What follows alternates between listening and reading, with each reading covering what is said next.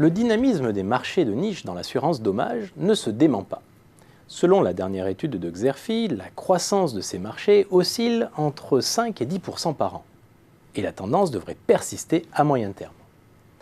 D'abord, l'essor du digital fait naître de nouveaux risques numériques, comme par exemple ceux liés à la sécurisation des achats en ligne avec le bond du e-commerce. Ensuite, l'émergence de nouveaux usages, comme la consommation collaborative, ouvre de nouvelles opportunités pour les assurances de niche. Mais les disparités entre les segments restent importantes. L'assurance collaborative a été en 2016 l'un des segments les plus dynamiques du marché. D'autres segments sont tout aussi porteurs. L'assurance annulation voyage, l'assurance liée à Internet ou encore l'assurance pour appareils nomades.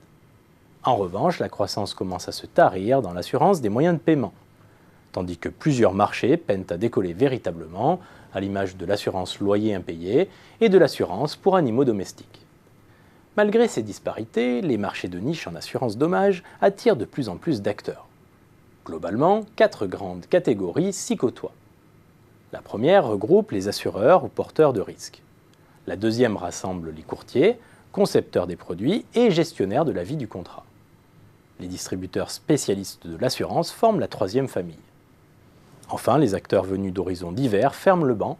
Citons les géants du e-commerce, les enseignes de distribution ou les fournisseurs d'énergie. Ces derniers obéissent alors à 3 logiques. Diversification du portefeuille, sécurisation de l'achat d'un bien ou d'un service, lancement de nouvelles activités. Mais dans tous les cas, ces assurances sont destinées à satisfaire et fidéliser la clientèle, en générant au passage des revenus supplémentaires. Même des géants de l'Internet comme Amazon s'y mettent. Le groupe s'est en effet associé au courtier SBP dans l'extension de garantie. Ces non-spécialistes optent au passage pour la distribution sous marque blanche, voire sous marque grise quand le produit est commercialisé sous la marque de l'assureur. Signalons aussi la présence des AssureTech, ces startups de l'assurance qui commencent à investir le créneau de l'assurance affinitaire. Fluo a ainsi lancé une application pour vérifier les assurances de sa carte bleue et les compléter, par exemple, avec des garanties spécifiques lors d'un voyage à l'étranger. La hausse de la sinistralité en assurance téléphone mobile pose des défis majeurs aux acteurs.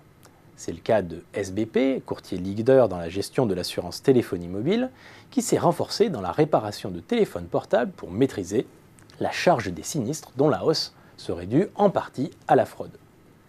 SBP cherche également à se positionner sur les formules locatives de téléphone, un créneau où la fraude serait pratiquement inexistante d'après lui.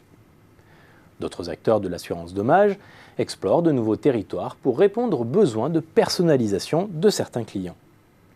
L'assureur Chubb propose ainsi des offres d'assurance voyage selon la destination, la nature et la durée du séjour. À cet effet, il a noué des partenariats avec plusieurs compagnies aériennes. Le courtier Affinitim s'est lui associé à la plateforme de livraison Voisin Relais pour proposer une garantie vol et dégradation du colis réceptionné par le voisin. En somme, les innovations semblent désormais sans limite sur le marché de l'assurance dommage.